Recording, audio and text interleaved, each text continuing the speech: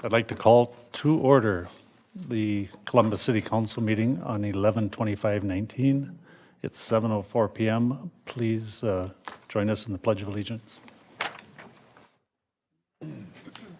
I pledge allegiance to the flag of the United States of America, to the republic for which it stands, one nation, under God, indivisible, with liberty and justice for all.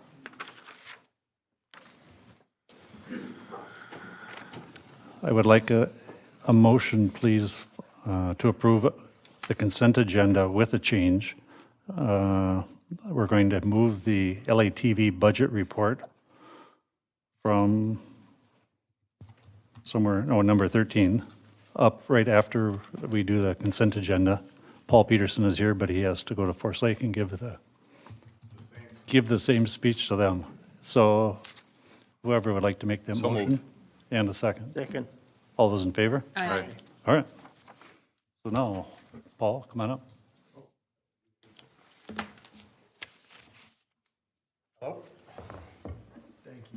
Please speak into the microphone. I should know that by now, shouldn't I?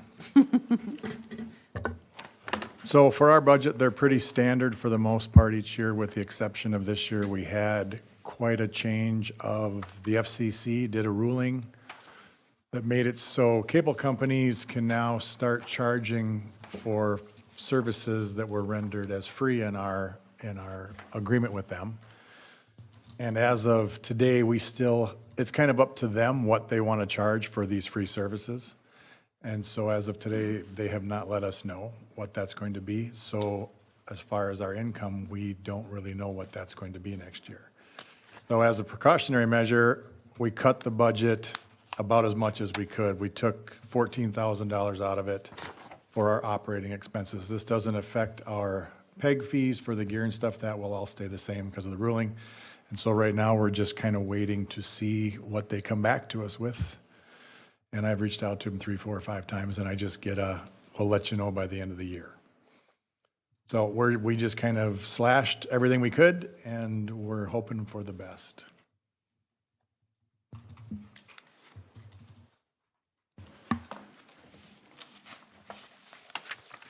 As far as through the budget, all the categories and expenses, that pretty much all stayed pretty identical to every year. We're an army of 2 over there, so.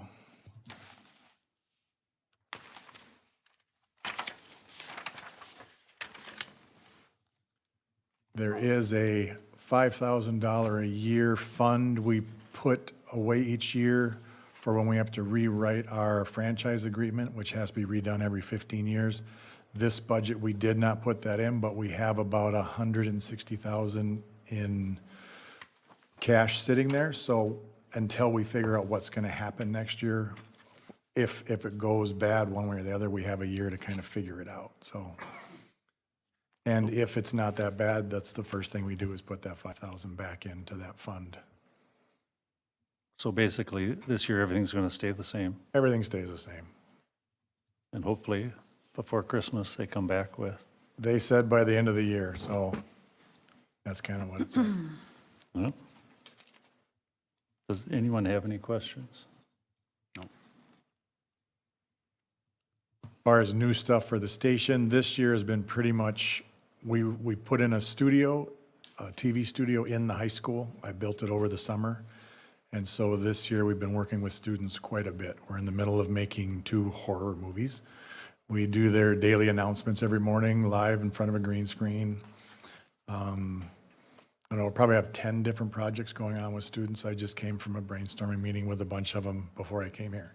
And so I did another career day this week, which is not my favorite thing in the world, but I had standing room only.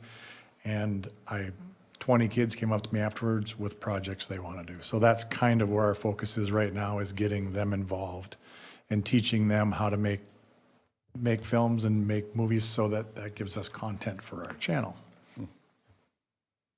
So that's going well. It's fun. They have a lot more energy than I do, but I'm trying. Mhm. Anything else for us? I don't think so. All right. Anyone? Any questions? No, so we're supposed to approve the budget? Is that, Yep. make a motion to approve the LATV budget? Second. It's been moved. 2020 budget, right? Yep. All right, it's been moved and seconded. All those in favor? Aye. Motion carries. You're in. you. Thank you. You can be there by 7:30. Yeah, they put me way at the end of their meeting, so that might backfire on me. Yep, thank you, Paul. All right, now we'll go to letter C, the Planning Commission report.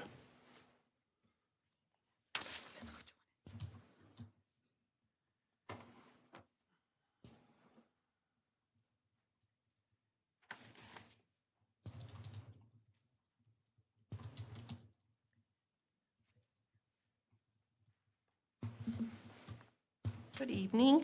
Good evening. The Planning Commission was on November 20th, and we had a public hearing and discussion for a variance request for Aces Hotel LLC at 15215 Zurich Street. John Siebert presented a request for a variance to the setback requirement of the dumpster enclosure that will service the new hotel. The city code requirement is for a 10-foot setback from the property line, and Mr. Siebert is requesting a zero-lot setback. The variance is needed because the fire chief requested a 24-foot fire access road instead of the city fire code of 20 feet. The placement of the fire hydrant precludes the movement of the dumpster to accommodate the 10-foot setback. The city staff analyzed the variance application, and based on findings 1 through 6, they recommend the approval of the application for a variance to reduce the 10-foot setback to 0 feet, with the additional recommendations of 1 and 2, and adding that an updated site plan be submitted, and also that the enclosure will consist of fire-resistant split-face block in uniform color to match the existing color. The commission members recommended approval of the variance to be forwarded to the city council for approval. All right, everyone, please look on page 4 and 5.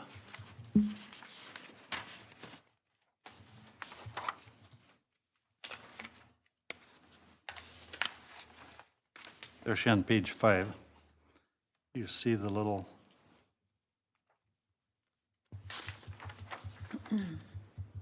okay, you can look on the screen. See the little dumpster enclosure. Page 22 of your agenda packet. 22, sorry. Or it's 21, but I see where you got the 5. It's on the bottom of the page, the 5 is. Oh, yep. Yep. So the issue is that the dumpster enclosure is right on the property line as opposed to usual setbacks. And what was your recommendation again, Barb? We recommended that the approval of the variance and forwarded to the city council for approval. Does everyone understand it? And does anyone have any input or questions? Would someone like to make the motion?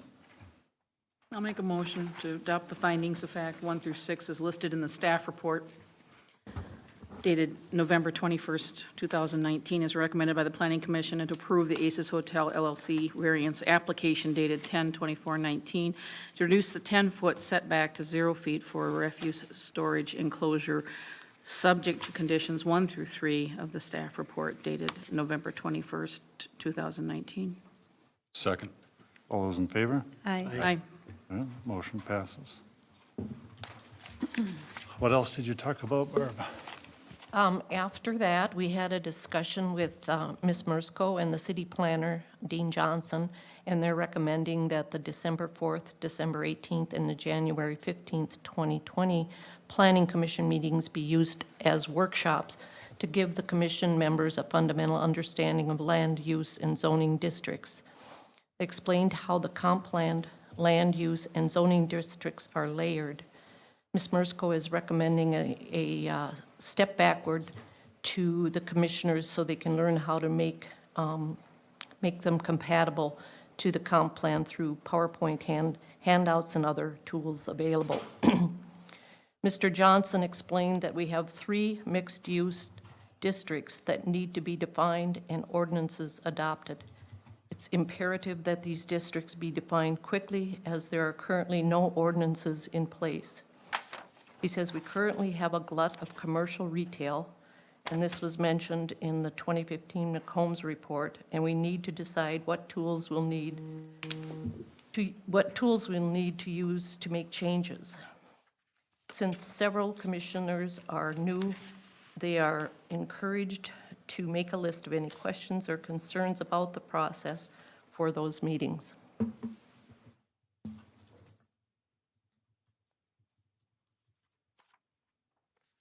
And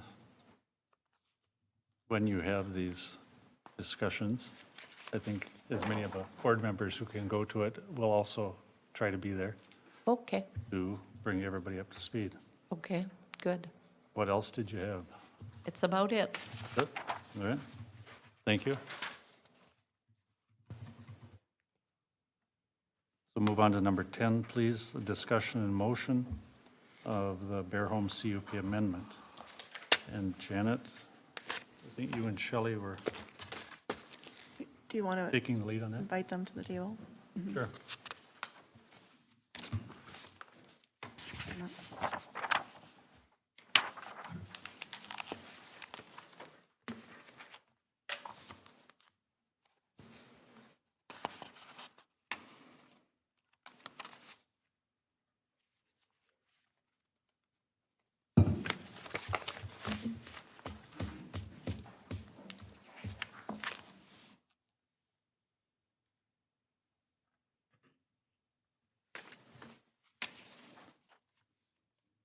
Oh, thanks.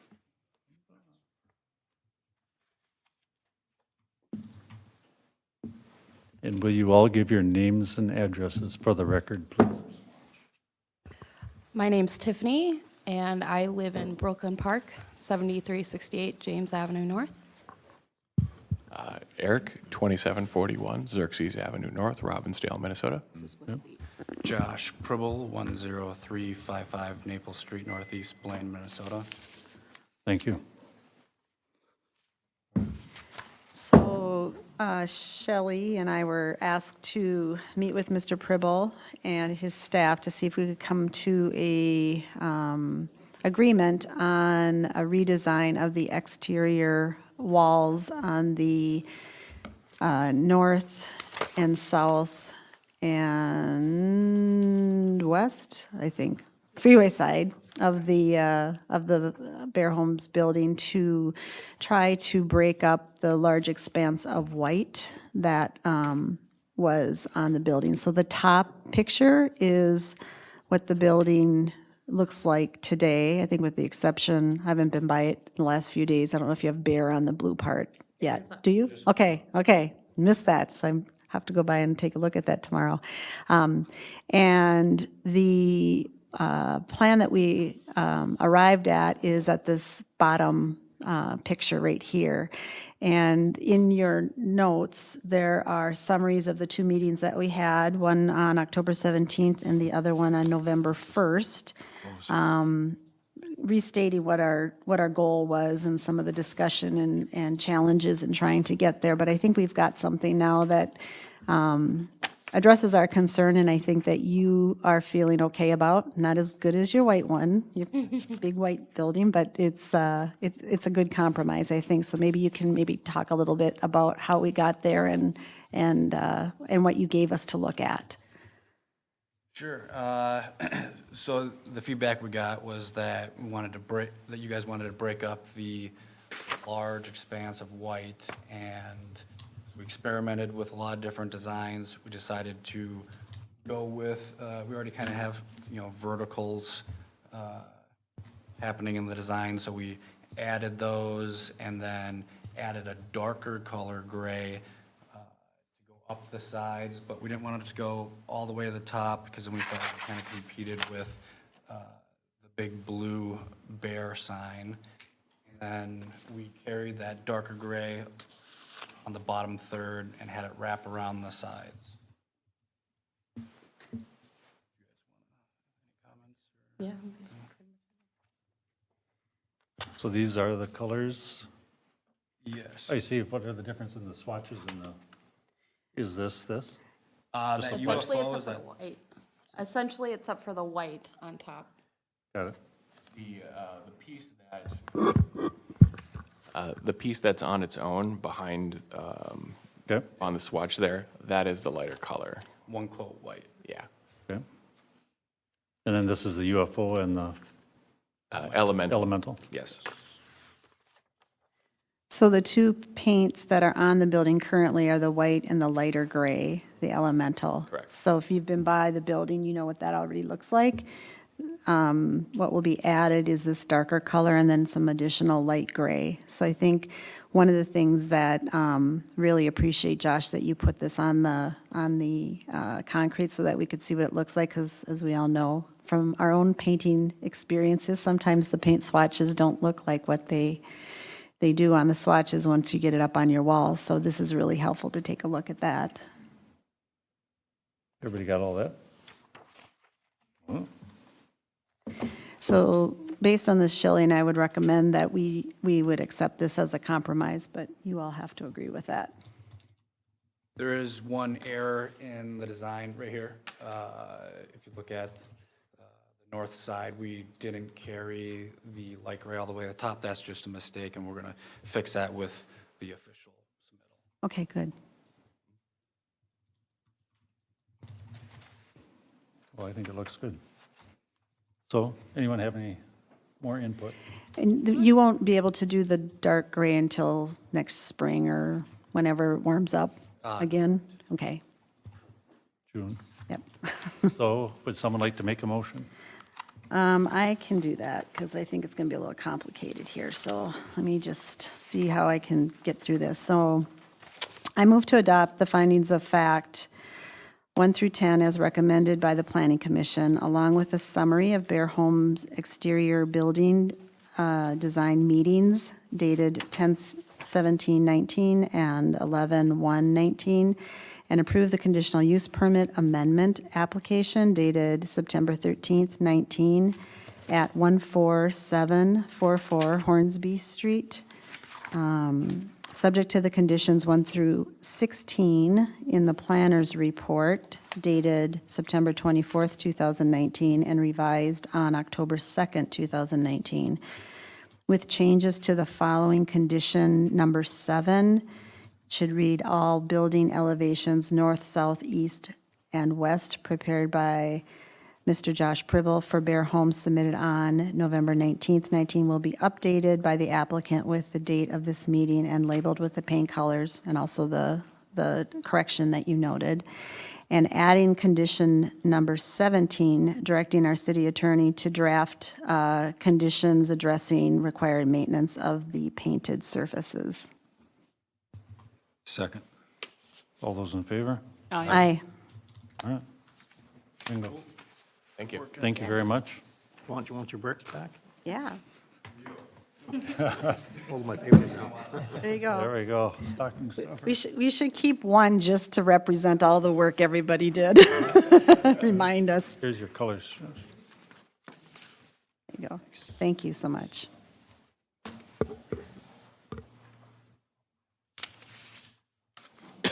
And we'll move on to number 11, the final plat for Rabine Oaks, pages 26 to 32.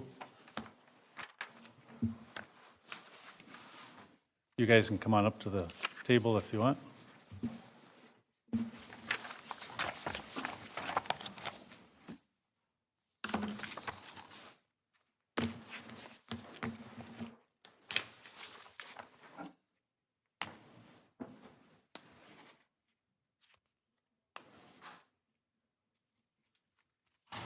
Elizabeth, maybe you can,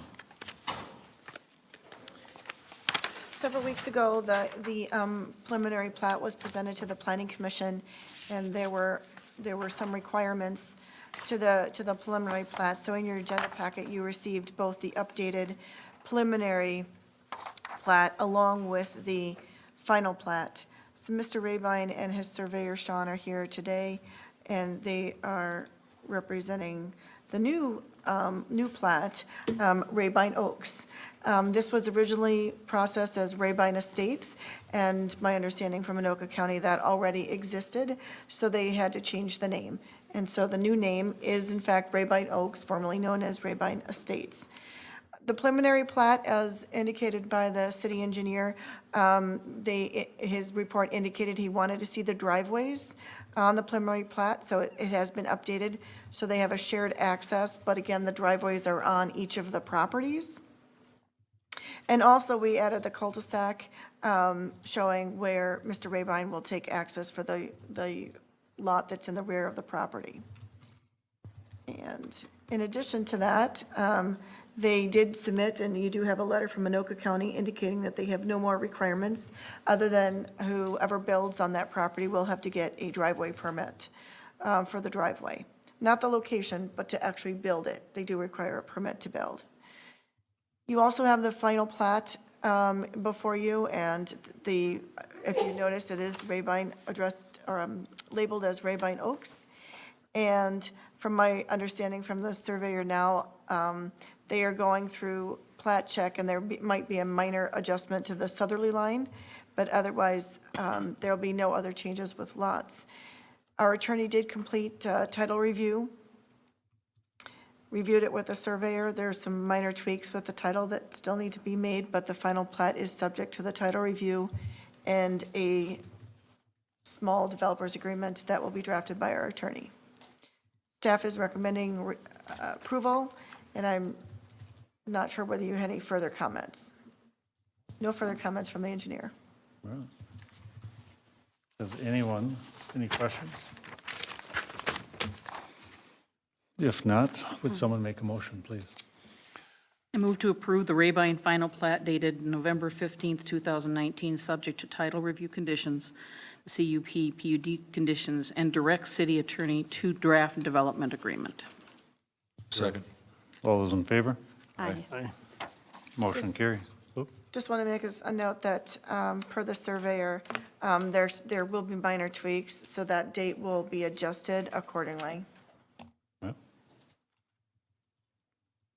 Is that true, Sean? Okay. Still in the checking process, yeah. Then, we're through. Thank you. All right, thank you. Thank you. And now we're on to number 12, public open forum. Anyone care to speak at public open forum? All right.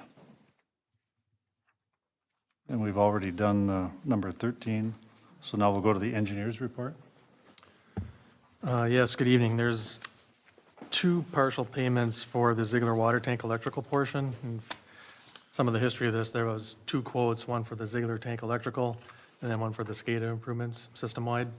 So these are two partial payments for the electrical portion to EIM. And there's two of them just based on the timing of when the work was approved or authorized. So they're both for the same project. You can handle them in one motion if you choose. Basically, the project's done. It came in slightly under the bid amount. And before it's all done, we'll do a final pay request for the retainage that we held back. Would someone like to make that motion?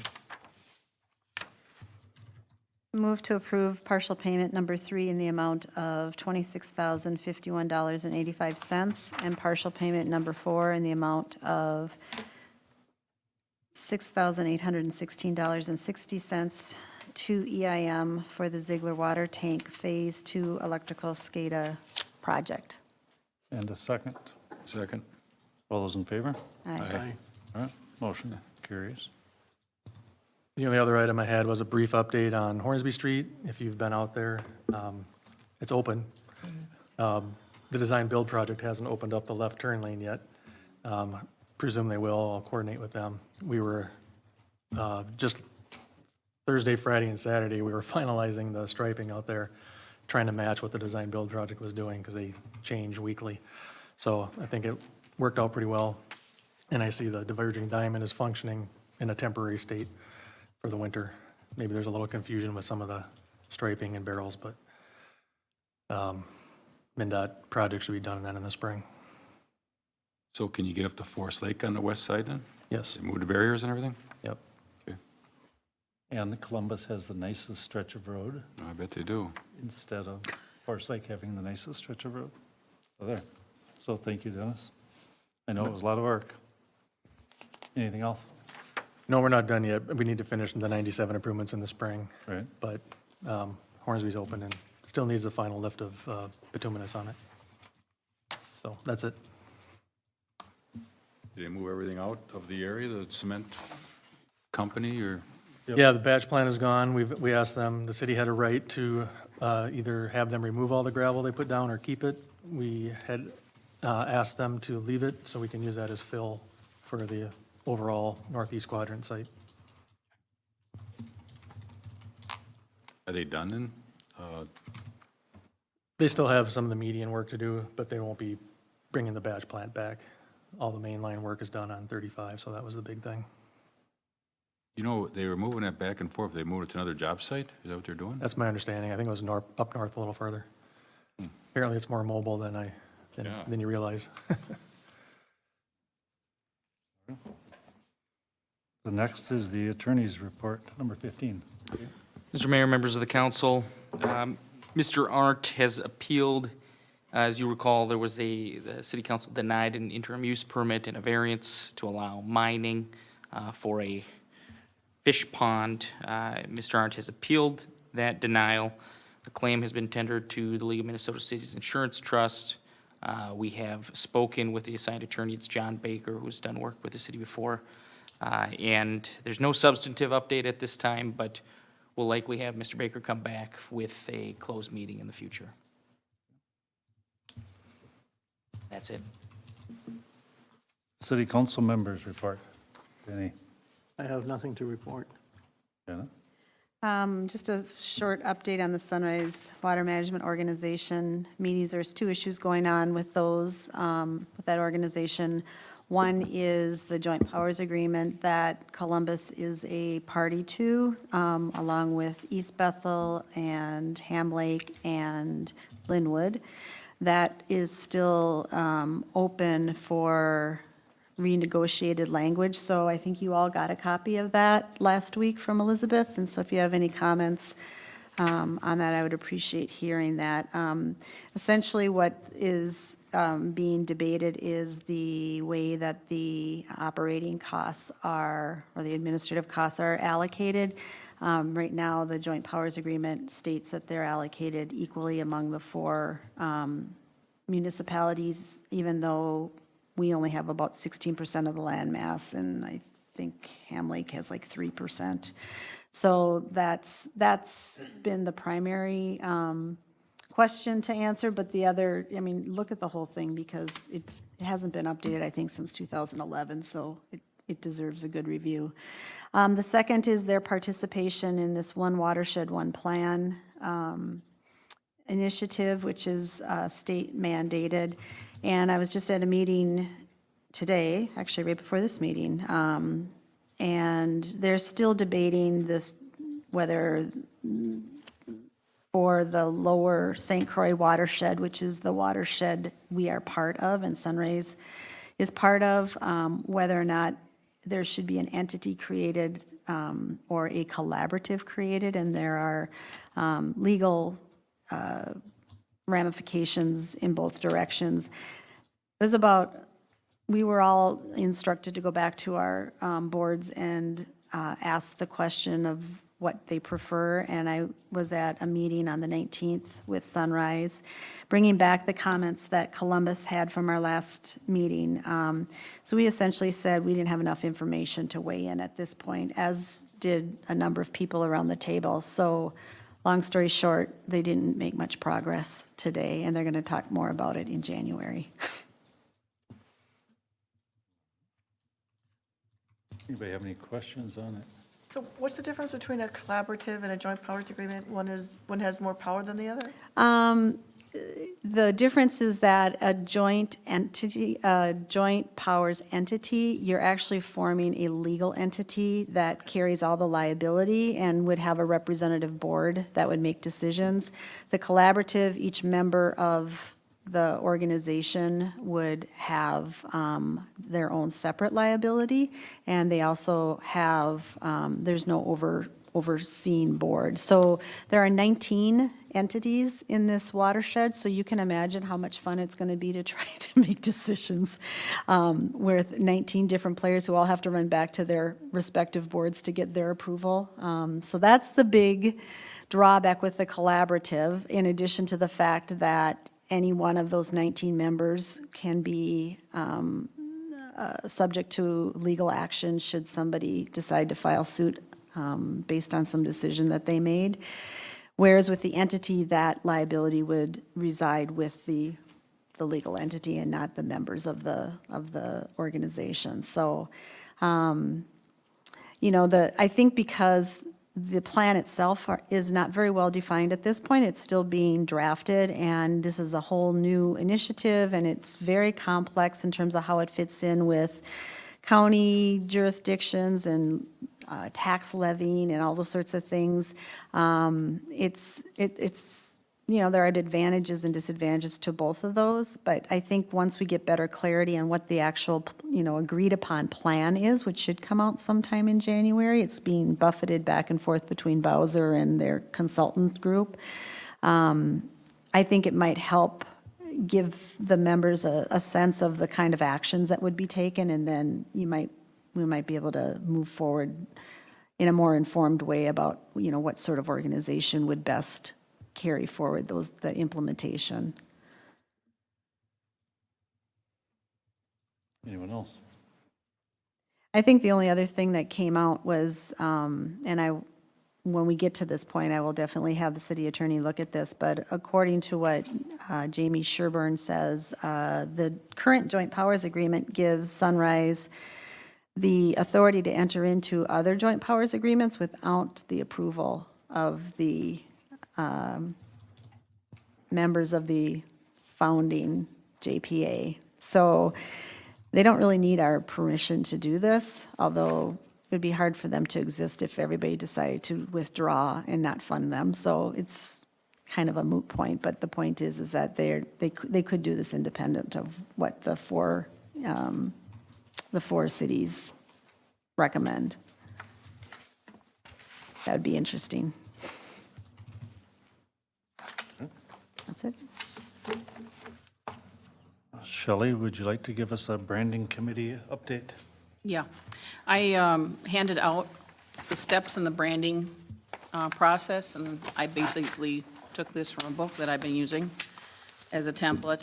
And there's 7 steps, and you can read through those. I expanded what the first one we're trying to do at this point. And so we're trying to answer certain questions and get a feeling for what, you know, what Columbus is now and what it wants to be, that type of thing. You have gotten in your packet a copy of the questionnaire we would like to send out. And actually Janet found that from another city that had used it. And we tweaked it a couple times, and what you see now is what we would like to send out. Basically, it's just getting people's general idea about what Columbus is all about.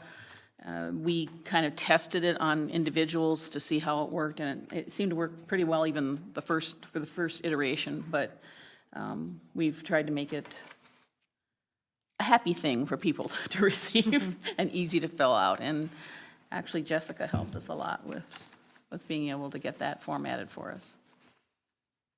So I can just quickly go over the steps in the branding process. The first is assessment and audit, and basically it's just like I said, getting information, not only from our citizens, but our companies and also outside sources. It's really important what other people think Columbus is too, because we're hoping to draw people into Columbus, whether they be citizens or whether they be somebody that might visit businesses that are here.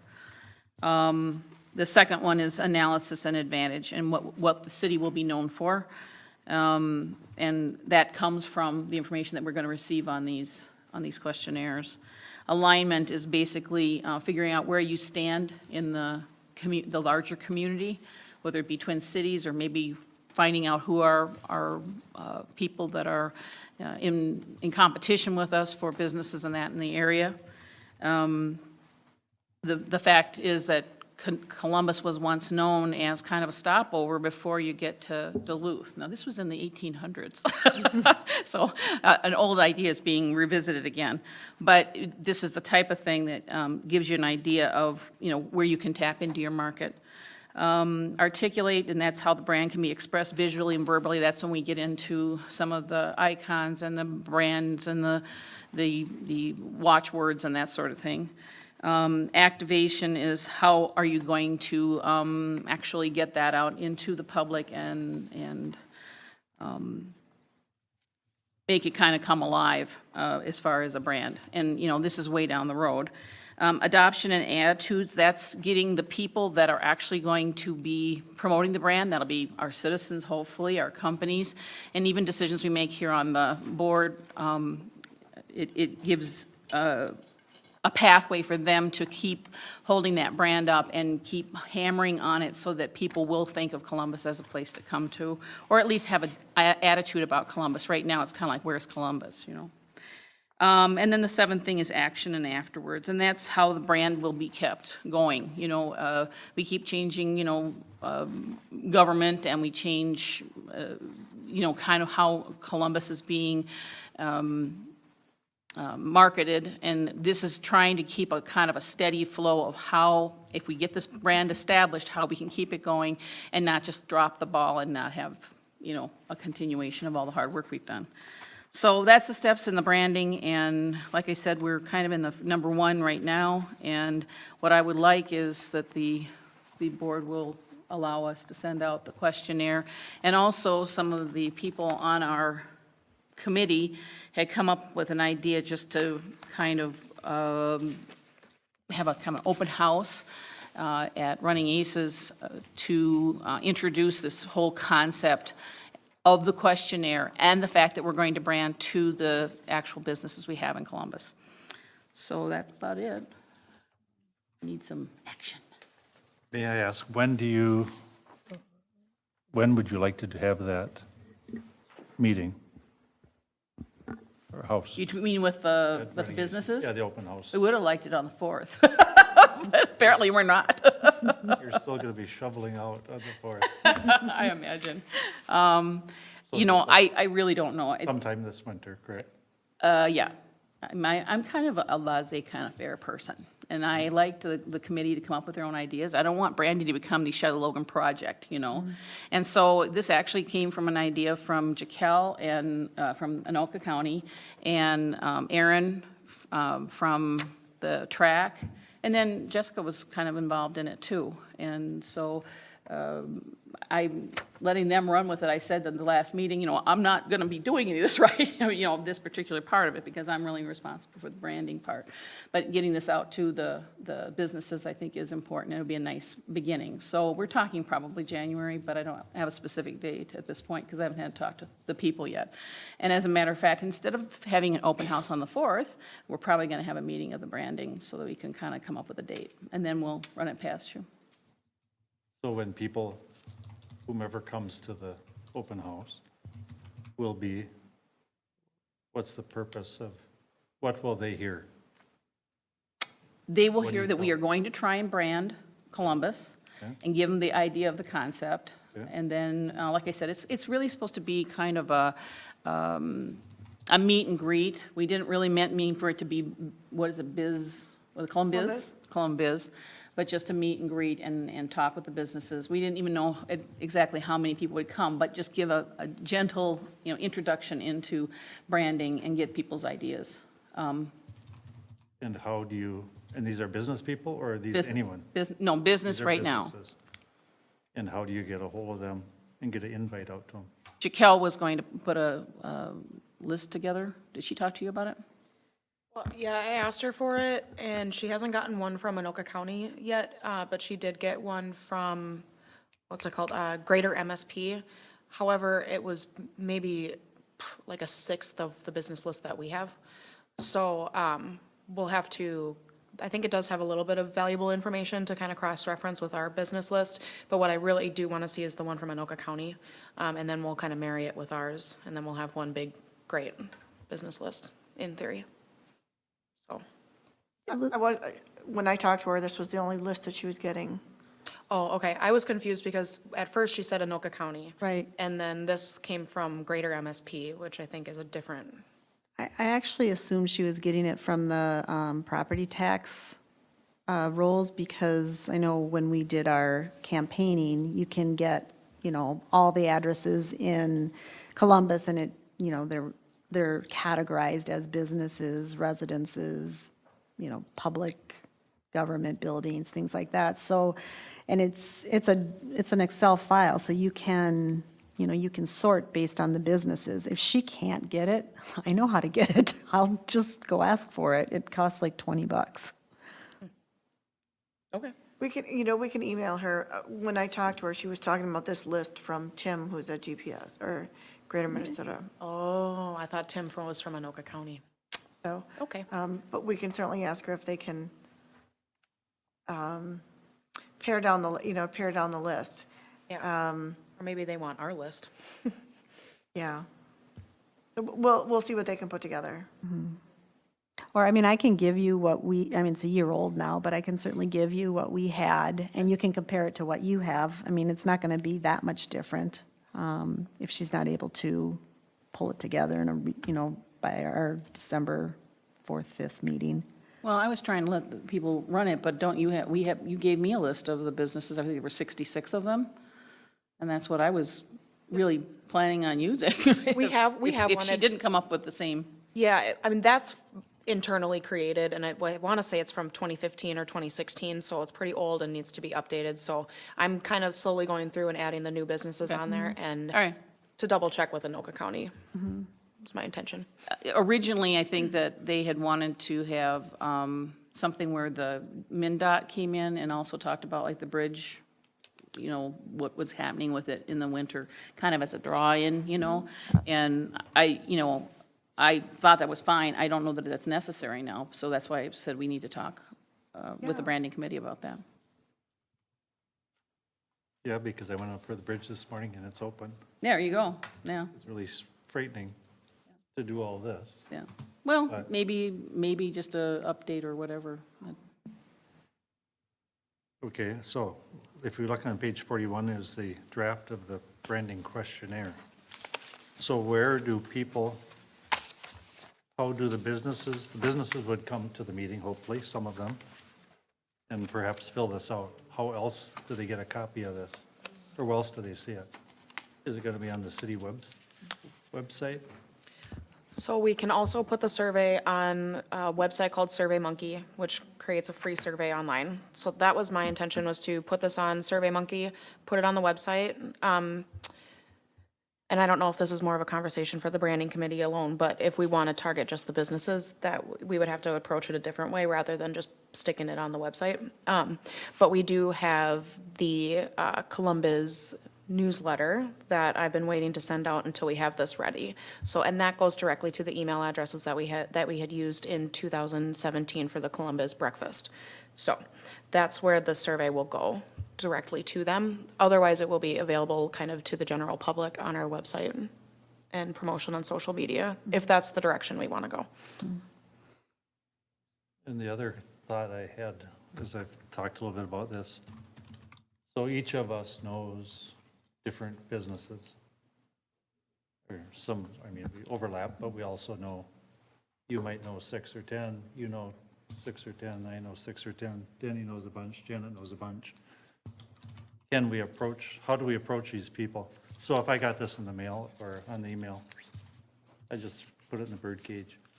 So if somebody walks in and says, we're trying to do this and this is really important to the city and nice to meet you, and An introduction would be great. so how do we, once we get this list, You can send it out and you guys can identify who everybody could pick, Right. I Who know this you- guy, I know this guy, I know this lady. Yep. So that you get more bang for your buck. You can meet them, make an appointment and go see them or something, talk to them. Here's what we're trying to do. We're having a thing in February or March, by the time we get the list all coordinated. And would you please fill this out and please come to that if you can? Does that make sense to anybody? I mean, as far as, I'm fine with that. It addresses the businesses. I don't know how we're going to get to the residents.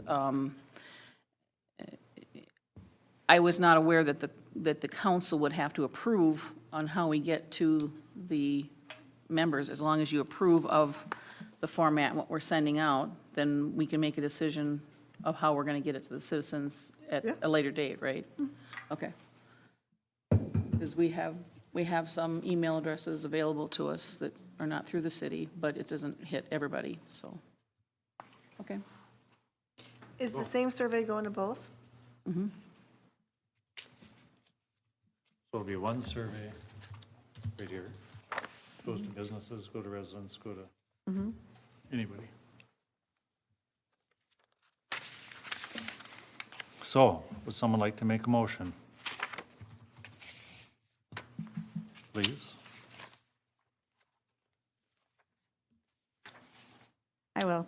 So I move to approve the Branding Committee survey for residents and businesses to be posted on the website, and also made available at the front counter and hand-delivered if appropriate. Can we do this as one motion, or do I have to have separate motions? I don't think we are going to do the one on the running aces because we don't have a date yet. Mr. Mayor, members of the council, what I would recommend is just authorize the staff to send out a notice when a meeting is decided upon, when a meeting date is decided upon. So make a motion, or just direct staff, or do a motion? You can make a motion to direct staff Okay. to send out a, So I move to direct staff to send out the Branding Committee survey to residents and businesses, and to be posted on the website and made available at the front counter.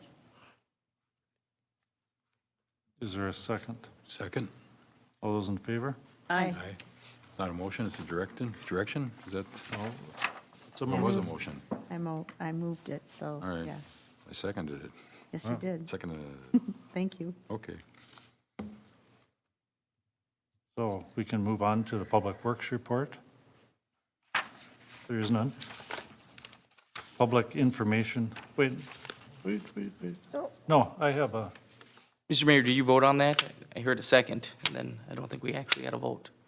thought we did. I think we did. Okay. I don't think we If did. not, all those in favor? Aye. Aye. Anyone That's opposed? for the networking meeting, right? And did we include the meeting? I don't, Because I think that's what Jake was saying. It was to hold a networking meeting and to direct staff to post it. direct staff to post the notice when you have a date. Get our act together. When the committee decides on a date. Right. Yes, okay. All right. And then we're still on the city council and mayor's report. And I have just a couple things to report. So I did go on Hornsby. That was very nice. I did try the new bridge 2 or 3 times. It gets you better- lived. It gets better as you, the more you do it, it's easier. Also, we have Cindy Hansen in the audience tonight observing us. She was the mayor of Spring Lake Park. She's running for the county board. So it's down to 2, is that? Yeah. So we've had the primary, correct? Yes. And now we're down to 2, which is, when's the election for that? February. February. Big turnout, I'm sure. Absolutely. Yeah, we'll be counting the ballots. If it's not a snowstorm, we'll be there. So thank you for coming tonight. And also, this is our last meeting before the holidays start. Happy Thanksgiving, everyone. I guess we'll be shoveling out, Could be. and They've been wrong before. I hope you're right. Give your lips to God's ears. And now, number 19, city administrator. No, we got street zoning compliance. I got one. Nope, public got one. information number- coordinator. I'm sorry, go ahead. That's okay. So, as most of you know, I handle complaints for the city. And we've got a good opportunity here for us to maybe talk through policy. Have been working with a property that's been out of compliance for, on and off for about 2 years.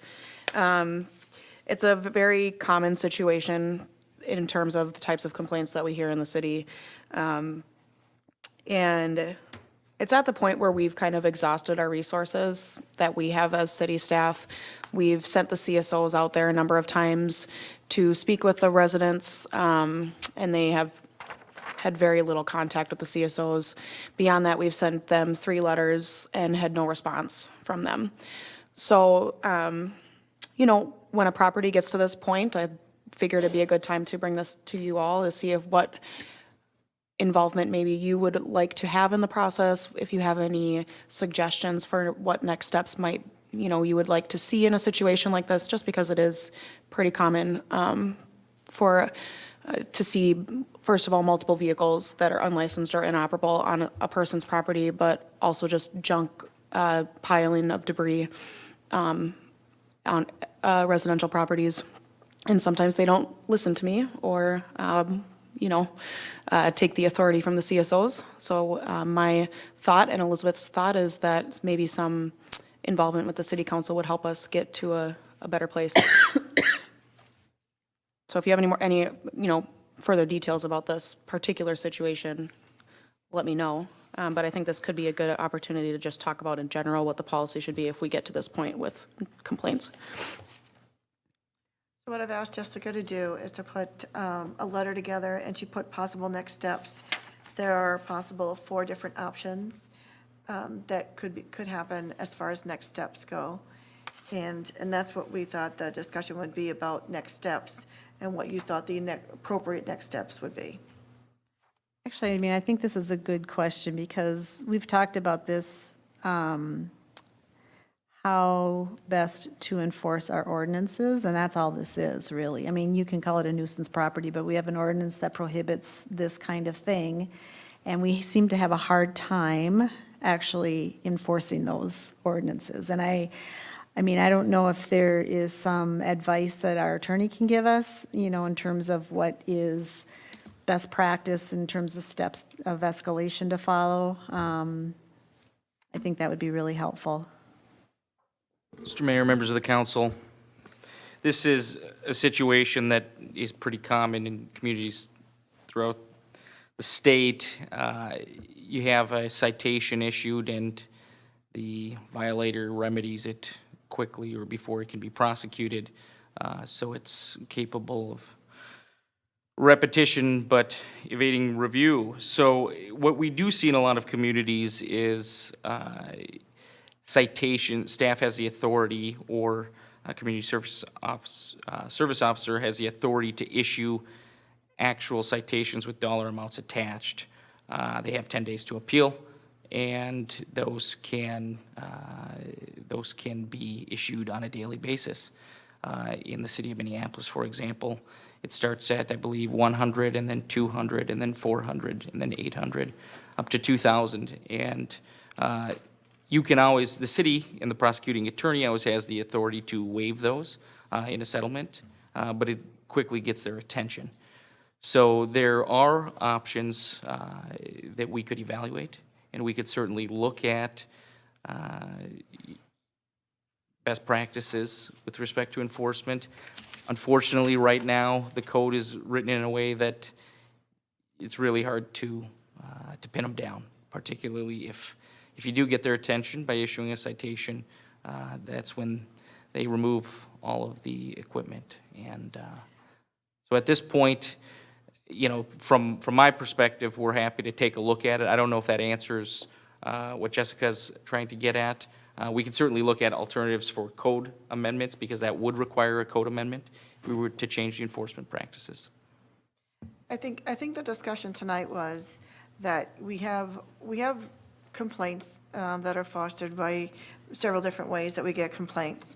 And we send out the CSOs, and when the CSOs come up, they write reports. We send out letters.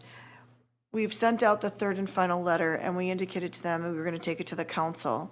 And I think we're doing an intermediate step here, because we know we have the authority to issue a citation, and we've done that in the past. And I think the possible next steps were, if we weren't going straight to a citation, which we know what best practice are. We send out 1 of 3 letters.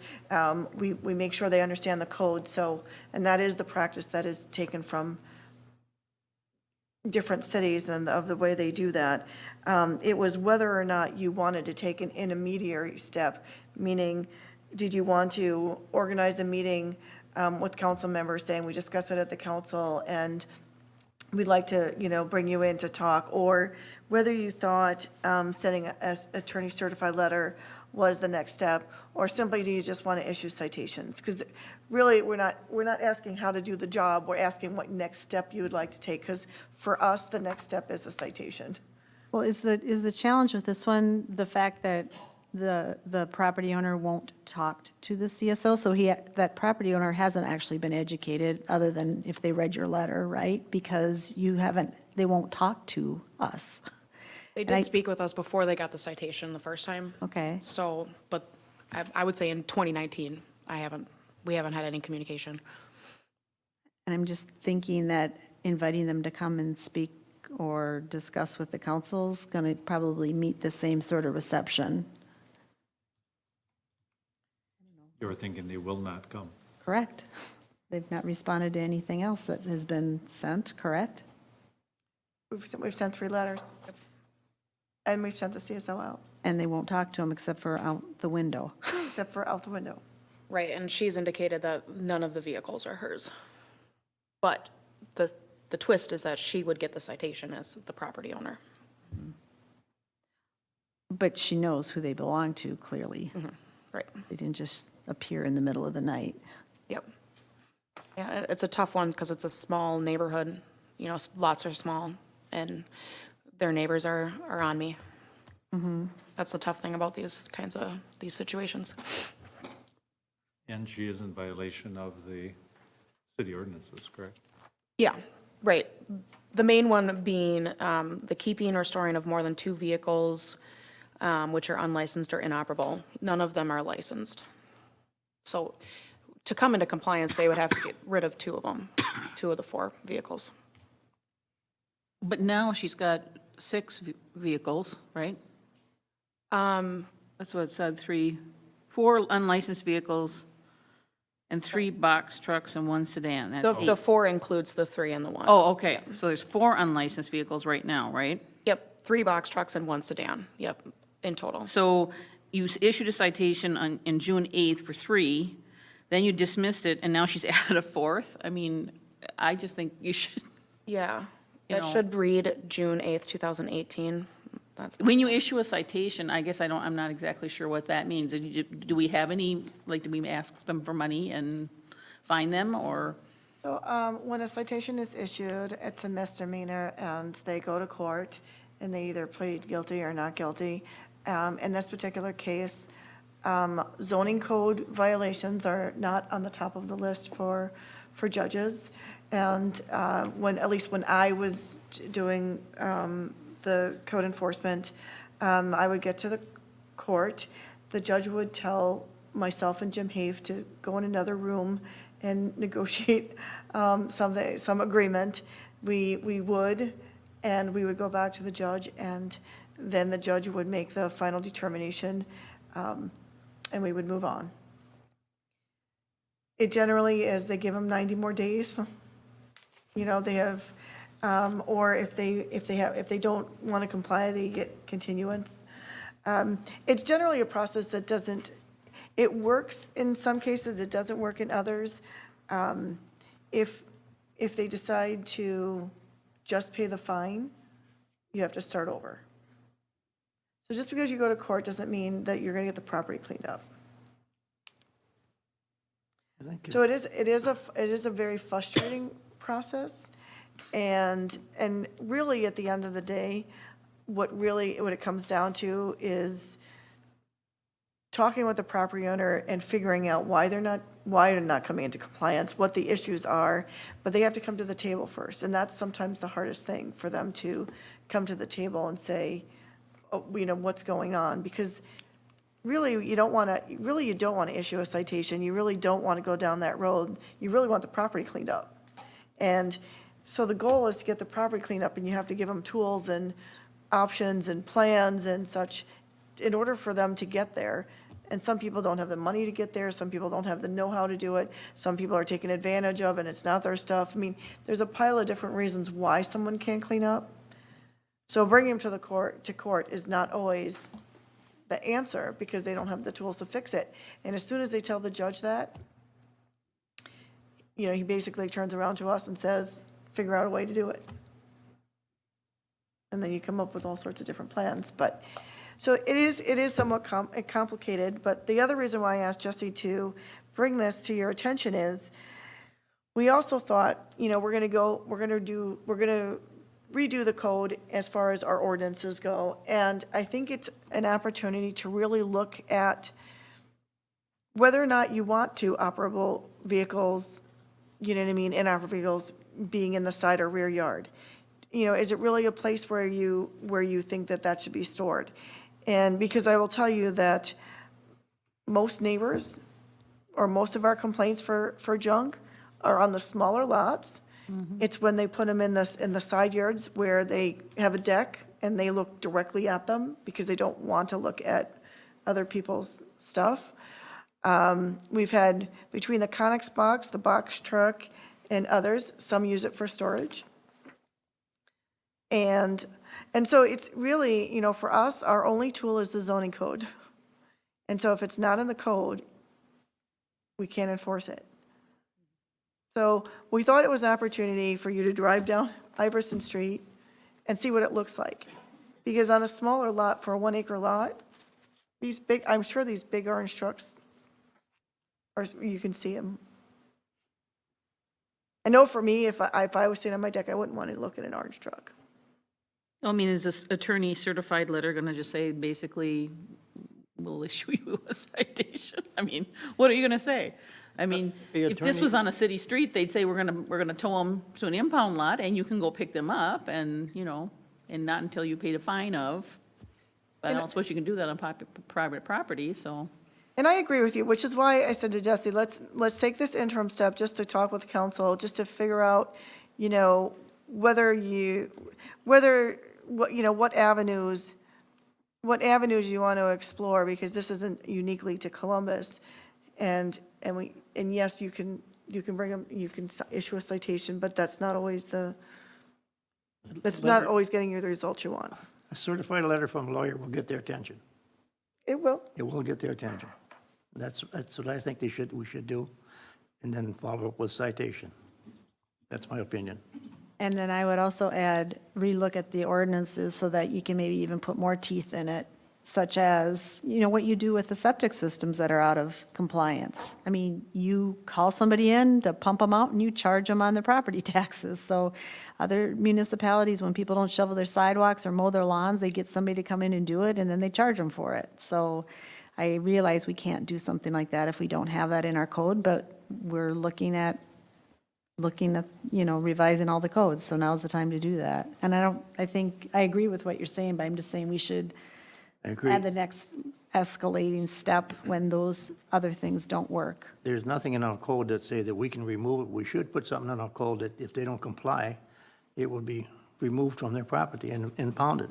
Because I have no cities done that quite often. We could include some language about abatement of those issues. right. So if you could have a standing order for abatement, and if it was identified, for example, you could tow, we'd have to look at specifics of towing a vehicle, but it's typically the same across the board. I mean, ideally, we don't have to go there, but they're not mutually exclusive. We can do what you said and work on strengthening the language.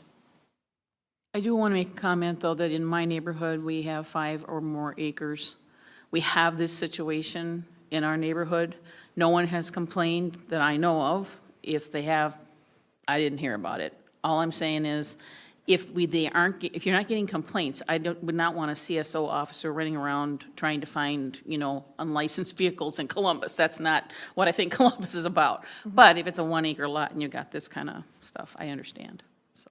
Yeah, the CSOs only get sent out when we get complaints. Yep.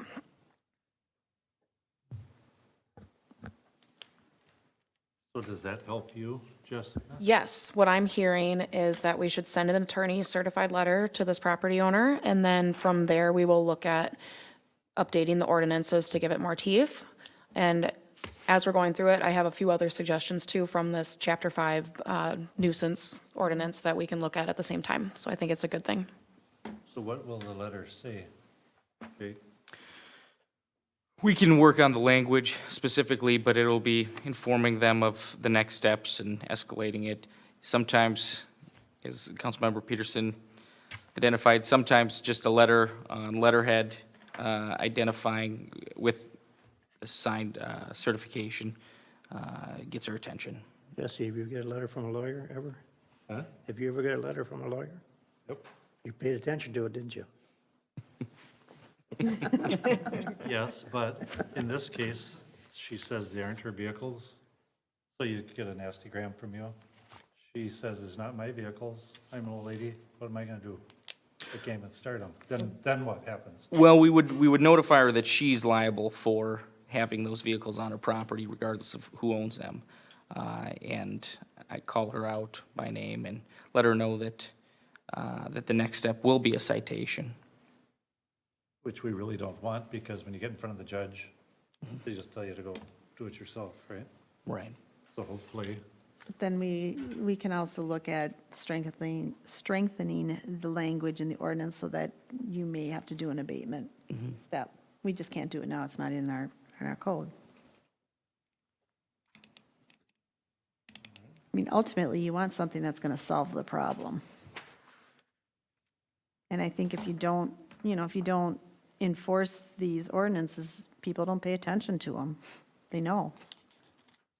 no, because there's many places that have 1 or 2 or 5 trucks parked around here and there. Right, but to Shelley's point, if they're not bothering anybody, who cares? I mean, but if you've got neighbors who have to look at it and they can't go out on their deck without seeing a big orange truck staring them in the face, that's a big orange unlicensed truck. I've been staring down them this in the face. road, it hasn't been 3 years ago, and the same truck was parked there. Is that right? Yeah, I know, it's been there for a while. And who knows what's inside that You truck? never know. It could be living in it. Could be pretty scary. So do we need a motion? No, just direct the I lawyer, think right? it's just direction. Yep. Yeah.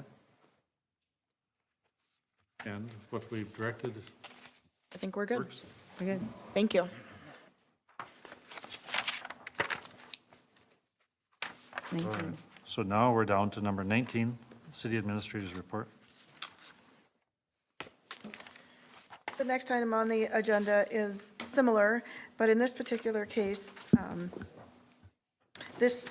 there's a noncompliance for an interim use permit, and in the additions, you have a letter from Lori, who oversees the interim use permits for the kennels.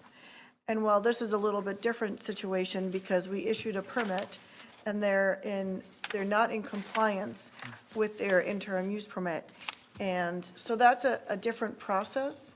And because there, per the ordinance, you do have the ability to revoke an interim use permit. What we would ask of our attorney, if you decide to take the next step, would be to outline the process, because that is a bigger process. It involves the planning commission and due process, and you act as a quasi judicial board in removing that permit. So if you think that would be the next step, or you think the other steps are appropriate in this case, again, this is an interim use permit that was issued for a kennel license, and per the conditions, they're supposed to give the city certain information, have inspections, and in this case, they're not responding to the city's request. Are they still operating as a kennel? To the best of our knowledge, they're still operating as a kennel.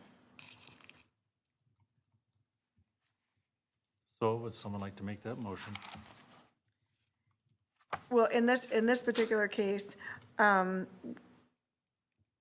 you want to, in this particular case, I have not done a revocation process in quite a long time. I'm only aware of one in the history of Columbus in the 20 years I've been here. And that one, I am unfamiliar what the steps are. Mr. Mayor, if I could recommend a motion to direct staff to outline the interim use permit revocation proceedings and send correspondence, potentially. I will have correspondence from staff, letting the property owner know that the council intends to pursue revocation if they don't come into compliance. So that they get the letter, and then suddenly all the paperwork appears magically for Elizabeth. And then all the work and expenses for nothing, or it's accomplished something hopefully, but, so once they comply, they're off the hook. Here, the goal is compliance. If the goal is revocation, you can proceed if they continue to be in violation. But if they simply, if this is the only condition of approval that they're in violation of, they would remedy that by providing that And they're in information. good standing once they. Correct. Right. So, Has there been any complaints from this, about this kennel? This is not complaint-driven, this is, No, I understand it, but has there been any? not to my knowledge. Okay, so she's been running an operation that's not bothering the neighbors, just as we're worried about the rabies certification. Yes. I live a block from there. I've never seen a dog there. They must have them in a garage or somewhere else. I've never seen a dog. So I don't know what's going on over there, but it's very well hidden. drive in on your way home, Dark. throw a hamburger over the fence and see what happens. There is no, So we require the people that have like a kennel to do that, but not people, other people who have dogs. Correct. I want to say, we used to have a dog license program, and 8 years now maybe, we rescinded that process, so we no longer require dog licenses and/or rabies certificates for under 3 dogs for under 1 ownership. I think I've read a number of cities have gone that route. It's just so hard to enforce. And it's a state law.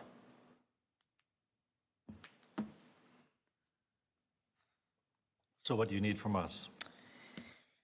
In this one, Lori was looking for direction from the council, so if it is your intent to direct the attorney to come back with next steps and to, again, draft a certified letter to this person, then we'll use the same format.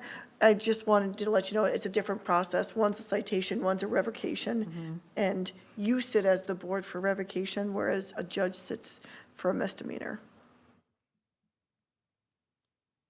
But we're better off to try to solve it ourselves, because the judge, after you drive all the way to Anoka, he'll just tell you to settle it yourself.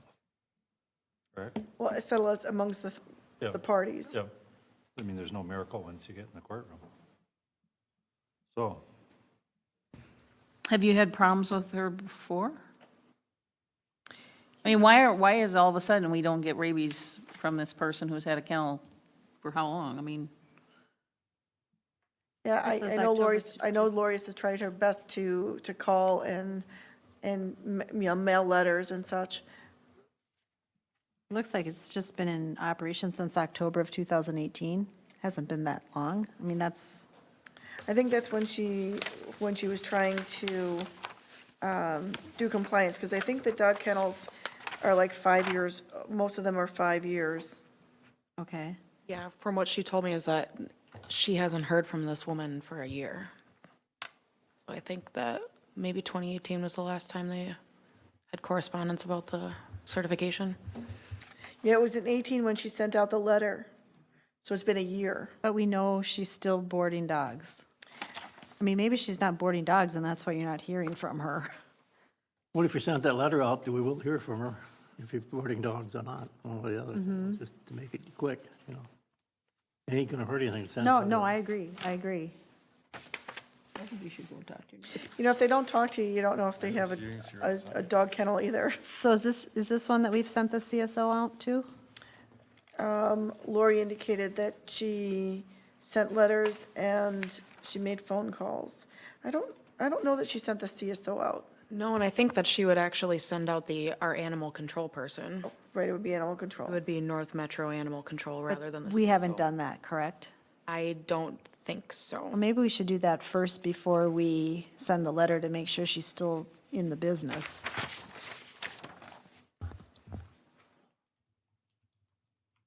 Well, and what if Chandler, Bristol, or Wrigley have died? Then she's under the limit. Right. So maybe we just don't know the current. That's what I'm saying, if we send out, someone to check it out, if it's animal control, that's the appropriate official, then maybe we'll find out that she's non-responsive, but she's not non-compliant. Okay. So do that instead of preparing a letter? Yeah. All right. I'm ready to go. You can't. Elizabeth?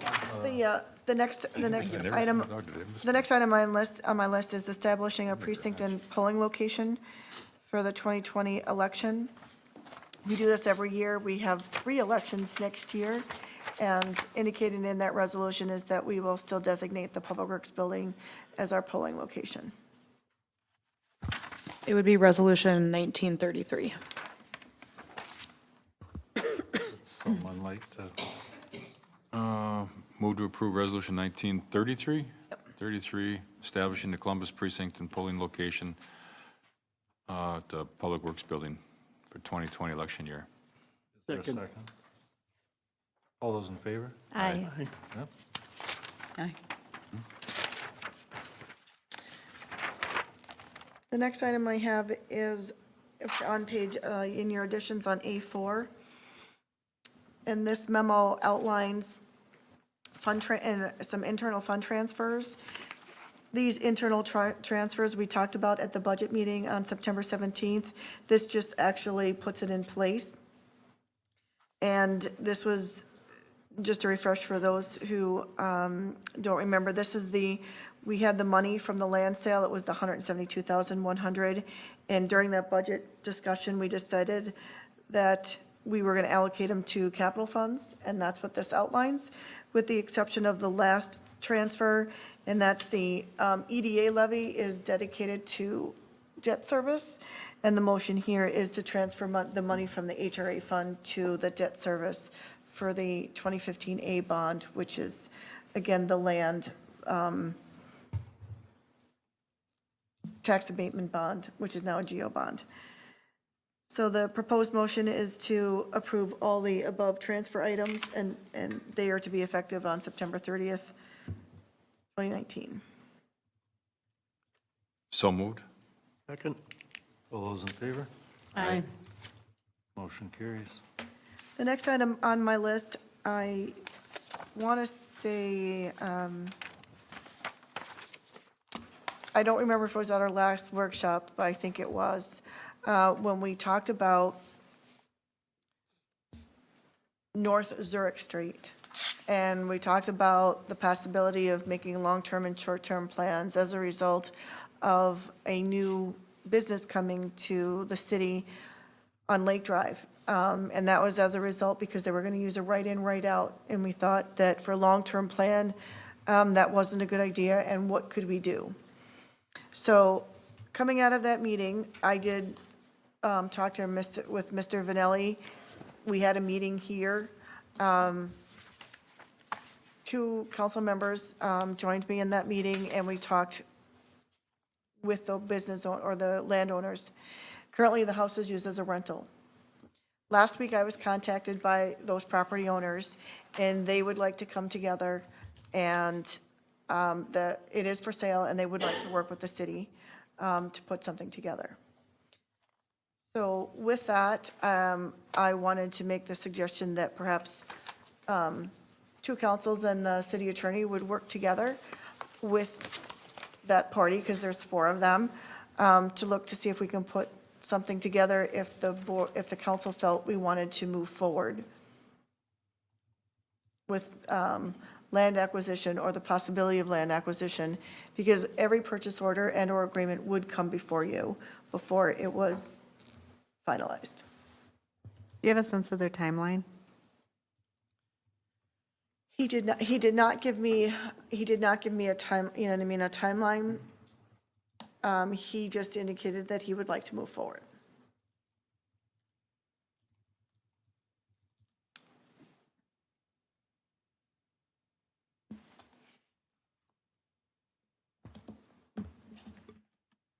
So anyone have any input? Jeff?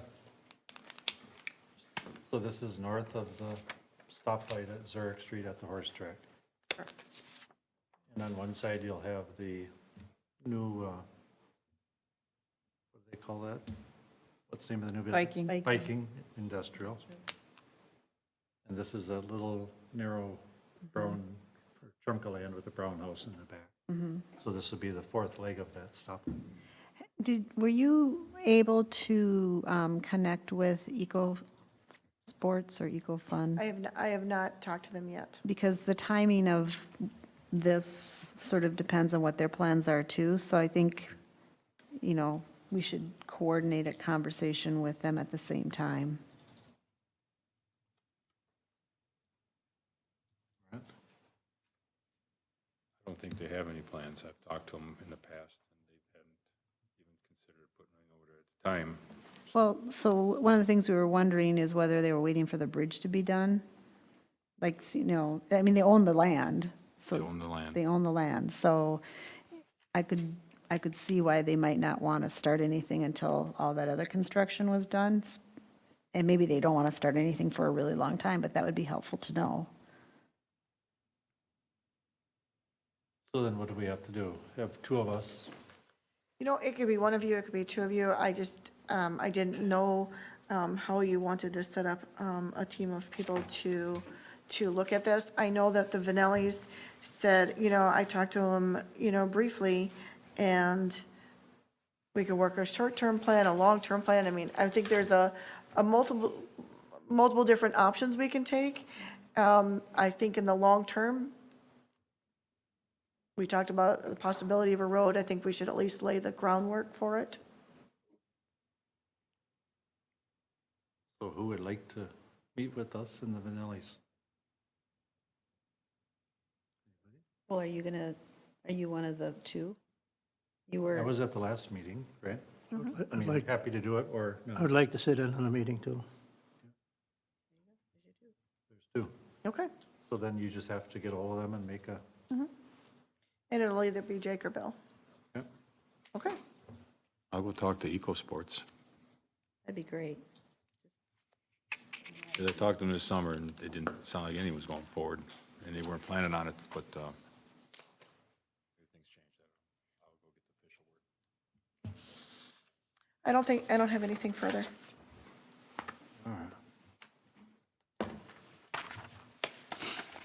okay, so next we're going to have a closed meeting discussion. So please tell me again how to, do I close this meeting, or, You're going to announce to the public that we have a closed meeting and then read the statement below it. all right?